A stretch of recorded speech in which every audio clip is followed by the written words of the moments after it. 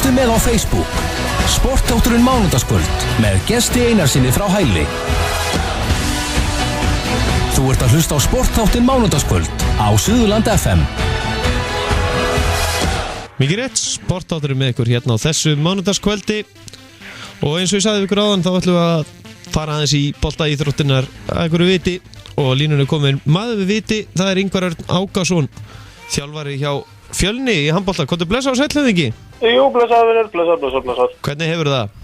Ég er bara ruglgóður, var að klára að hlusta hérna á skál fyrir þér með Frikka Dór og geti verið betri. Nei, já, þannig að þú ert alveg nokkuð kátur eftir Frikka. Já, það er bara svona þess. Herðu, svona áður en ég fer aðeins að fjalla um körfubolta og fótbolta, þá ætla ég aðeins að fara í handboltan og já. Þú ert væntanlega Fjölnismaður í handboltanum þar sem þú ert að þjálfa þar? Segðu, það er rétt hjá þér. Já, og það er það ekki, þú ert bara að fá Selfyssinga í heimsókn á morgun? Það er bara svona þess, ef að veður leyfir að þá er 16 úrslit í bikar á móti Selfyssingur sem að sköpuðu mikinn usla í umspilinu í fyrra. Þannig að þetta, ef að leikurinn fyrir fram sem ég vona, þá verður þetta hörkuslagur. Svona miðað við hvernig þessi félög voru að spila í umspilinu í fyrra, er þetta Fjölnir og Selfoss, er þetta ekki orðið svona eins og hálfgerði svona derby slægir eins og maður kallar það í enska boltanum? Jó, liðin, jú, á þess að sé eitthvað illt á milli liðan og þá er þetta bara einmitt leikir sem er alltaf jafnir og alltaf vel barist og eftir leik er allir bara kátir í bakkels eftir leik og það eru bræður að þjálfa og þannig að þetta er bara þvílík stemning, sko. Hvor bræðrana er rólegri á hliðalínu svona það sem þú séð til? Heilt yfir, þá myndi ég segja að Addi sé rólegri, eða þetta rólegri í fasi kannski, hann oftur kannski svona meiri læti í steppa en já, það er kannski ósanngjarnt að segja að þetta sé rólegur, hann bara lætur kannski minna í sér heyra. Þannig að já, hann er kannski ekki hérna hávær og toppmenninni til og með Gústi og Einar Jónsson og fleiri en hann er aldrei rólegur liðalínni en hann er minna í látunum. Nú er Addi, eins og köllum hann hérna á Selfossi, hann er þekktur fyrir að hafa komið mikla speki hérna í gegnum tíðina, þannig að þjálfa hann hérna í mörg ár, hérna fyrir austan. Er þið ekki búin að kynnast í svolítið hérna hjá Fjölni að svona fá ýmsa svona, hvað maður að segja, mikla speki frá honum? Ég speki, fróðleiksmálunum Þýskaland, já, bara nefnda það, jú, það er pottaspjalli já, það fer í ansi margar áttir. Þannig að, jú, bara frábært fyrir Fjölni að fá Addan, það er bara hannig. Er eitthvað hægt að vinna hann í einhvern rökræðum varðandi einhver svona málefni sem hann byrjar að tala um? Já, það er hægt og hann viðkynnaði ekki en að eiga rökræði við hann og Kristján Gauk formann hanganistelt að það er hugsanlega það skemmtilegast sem við veitum, sérstaklega eftir málefni sem er þeim hjartfólkin eins og allum sé Adda, þá er það náttúrulega handboltinn í heild sinni, hann hefur oft tekið upp hanskan fyrir þá og svo ef einhver brýtur á hans ástkæra Þýskalandi og ef einhver talar illa um Game of Thrones fyrir Kristján Gauk þá verður allt vitlaust, þannig að það er mjög gaman að æsa það síðan. Já, þannig að það er hægt að fá að báða flug, það er allavega potturinn á þriðjudagskvöldum í Grafarslauginni, það er staðurinn og vilt æsa það síðan. En hvernig hefur þið fundið svona, ef við förum í bara fyrstu deildina í handbolta, hvernig hefur þið fundið þetta tímabil búið að vera svona, því að þetta er búið að vera ansið svona, já, upp og niður tímabil hjá öllum félögum?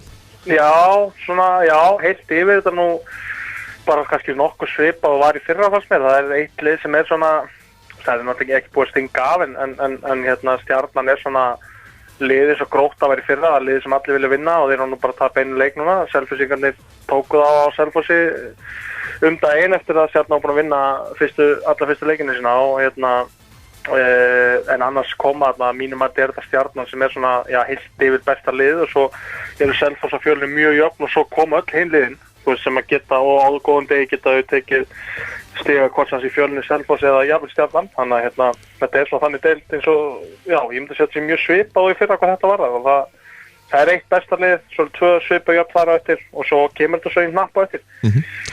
En aðeins að leiknum annarkvöld eða að leiknum verður út af færðinni að þá allan að persónulega ætla ég ekki að fara að keyra yfir heiðina annarkvöld en þið eru alltaf við það ekki með leikina í beinni út Dalhúsum.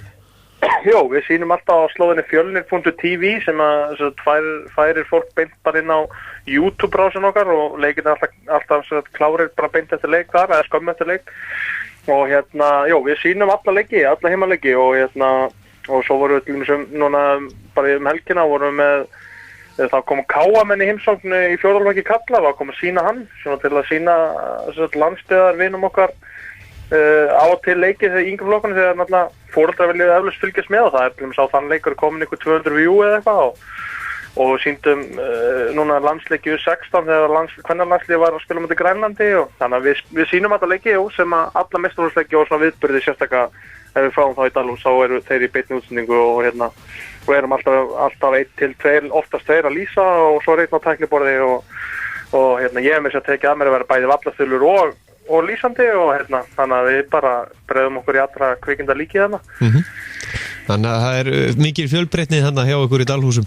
Já, ég meina og við reynum náttúrulega bara að sýna leiknum þessa virðingu, okkur finnst náttúrulega bara þegar út komin í meistaraflokk, komin í fyrst deild karla, ólísdeild kvenna og við erum bara með þannig starfa og það er margir sem að vilja fylgjast með og ekki allir sem komast á völlin og þá er þetta bara okkur finnst þetta sjálfsögð þjónustaf, það eru margir sem að leggja sitt á vogaskála það til að láta ganga en okkur finnst það klárlega þessi virði og svo erum við alltaf með bakkels eftir leik fyrir gestina og aðstandendur liðana og þannig við reynum allan að hafa umgjöruna eins mikið tipp-topp og hægt Og kannski stutlega það er náttúrulega fyrst til Karla næsti leikur hjá Fjölni er einmitt gegn Selfossi svo í Vallaskóla þannig að þessi leik að fara að eigast núna tvisvar stóra högga á milli.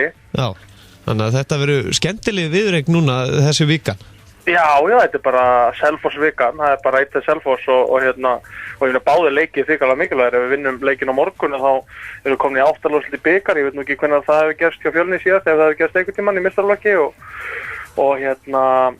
og svo er hitt bara úrslita leikur í gæsalöpum fyrir jól sem að ná hugsanlega standi í öðru setinu, þannig að þetta er bara, bara 2 gríðarlega mikilvægir leikir og ég held að hvorugt lið sé að fara að gefa nokkuð eftir í þessu. En svo er náttúrulega nýja liðið ykkar í gráinu, það er Fjölnir í meistaraflokki kvenna sem skráðu sig í ólísdeild kvenna og þær eru búin að gera heldur betur marga spekingin kjafstopp, liðið er í 9. sæti með 8 stig.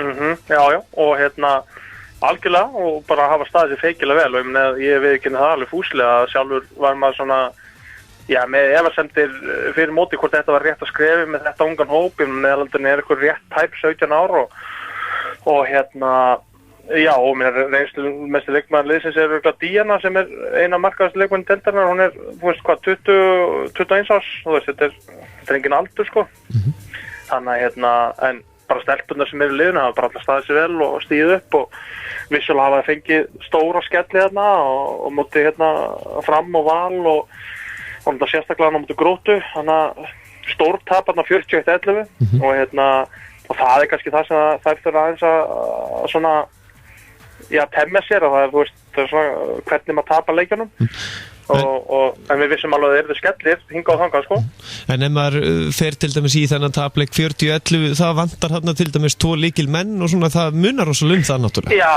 ég meina munar náttúrulega og ég segja, maður bara afsakar ekkert svona það skiptir ekki máli, bara þeir sem eru klárir í leikinu eru klárir en ég er alveg sammála því og kannski sérstaklega fyrir svona unglið eins og Fjölni og þá við öll þessu yngri lið sem eru deildin og nýkomin inn að þá skiptir náttúrulega hver leikmaður máli. Það er bara það skiptir meira máli heldur en í stóra liðunum þar sem eru fleiri betri leikmenn þannig en heilt yfir er ég bara rosalega stoltur af þessu lið og þessu framtaki að við erum að gera hlutinu sem segir bara umgjörnir í lagi og við fáum rósettu hvernig einasta leik fyrir það hvernig við stöndum að hlutunum og við erum að velja dóminusmenn leiksins hvort sem það sé í meistaraflokki kallaði kvenna og veljum að fleita úr hvoru liði og þannig að við allan þetta er bara gaman, skilur við, þetta er fullt af vika leikjum, þetta eru náttúrulega 26 leikir sem þær spila í deildinni, 13 heimaleikir og þannig að bara alltaf eitthvað að gerast, það er meðaltali búin að vera 2 heimaleikir á viku núna frá lok september og þangað til núna, þannig að stelpunnar náttúrulega konur frí fram yfir áramót og þetta er bara, það eru flottar og Andris er að gera flottar hluti með þær og þetta eru snillingar allar með tölvu sko. Það nú einn hérna hlustandi sem að spyrja mig að því að þjálfarar Fjölnis í Ólafsdeild kvenna, þeir Andrés og Jón Brynjar, það alltaf eins og þessi nýkomnir úr sturtu, þeir?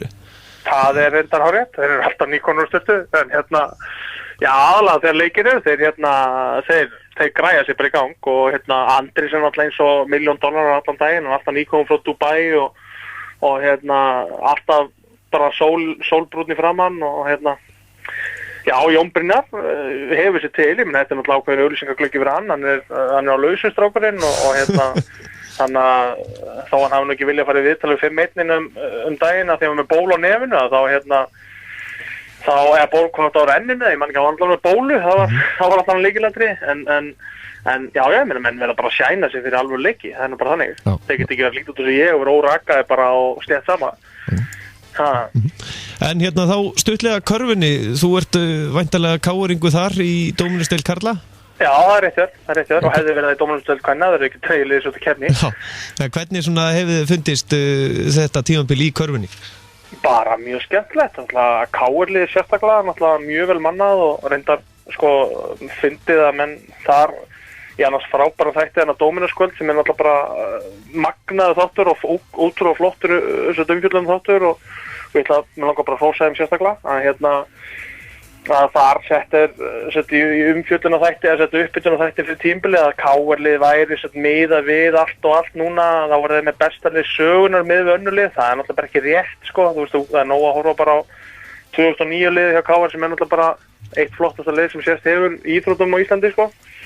Það sem að Jón Arnór og Jakob og svo leittu vagninn og það sem voru Brynjar og Helgi og allt gengi með en liðið KR liðið flott og ég hafa horfðið í beinni útsendingu á Keflavík KR þar sem að Keflavík vann bara flottan og sigur gegn KR-liðinu og Keflavík liðið búið að vera frábært með Dupri og Maggi Gunn í ruglinu og þannig að já, KR tapar fyrsta leik á móti Stjörnunni sem er líka með fínt lið en ég held að KR Keflavík sé klárlega 2 yfirbara liðana í deildinni.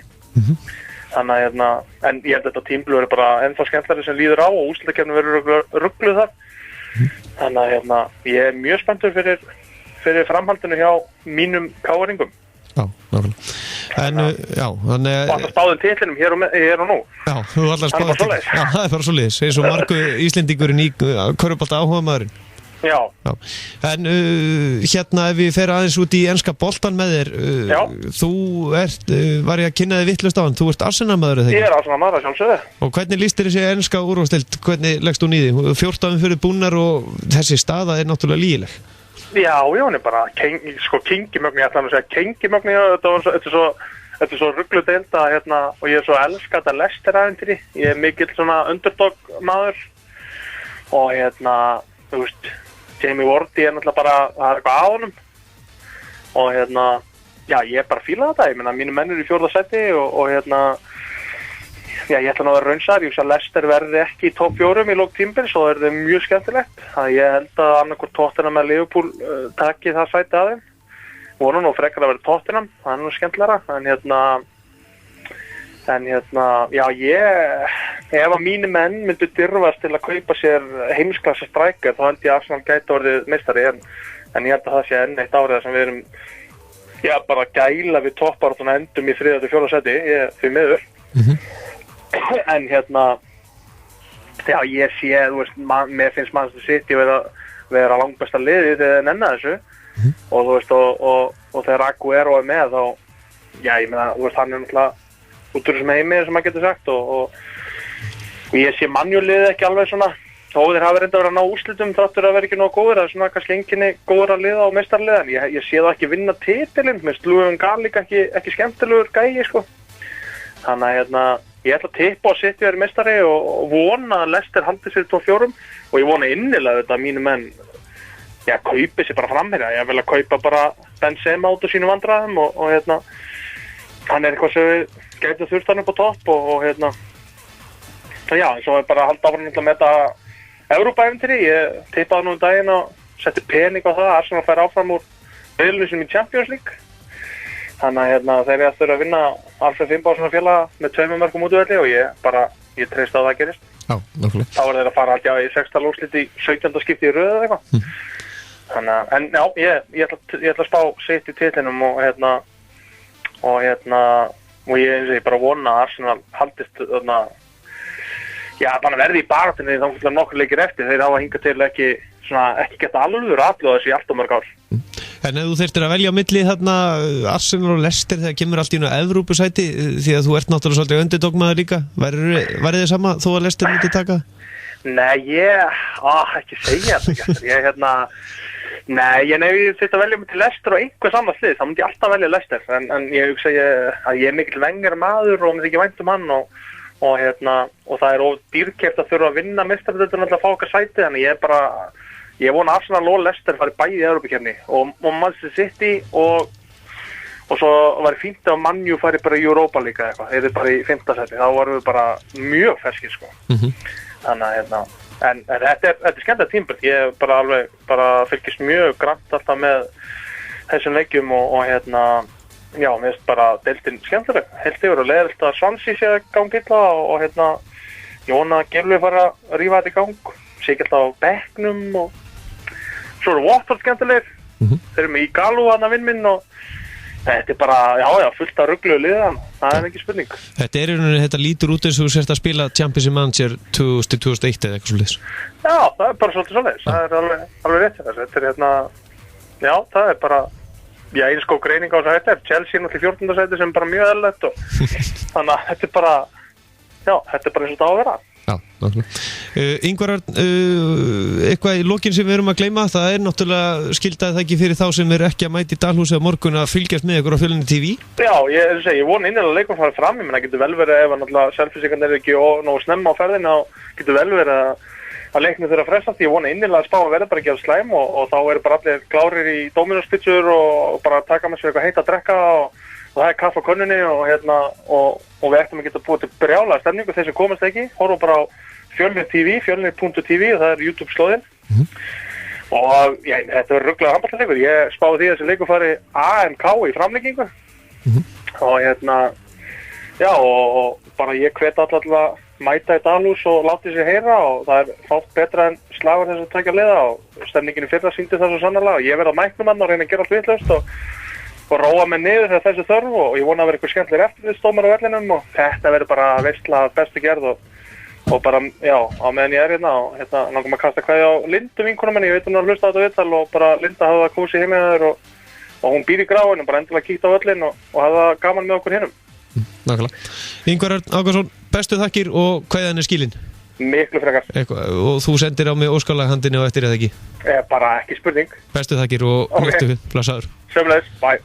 Já, leikurinn á morgun annað kvöld og að gera að skella sér og hvetja áfram við þetta í Dalhúsum.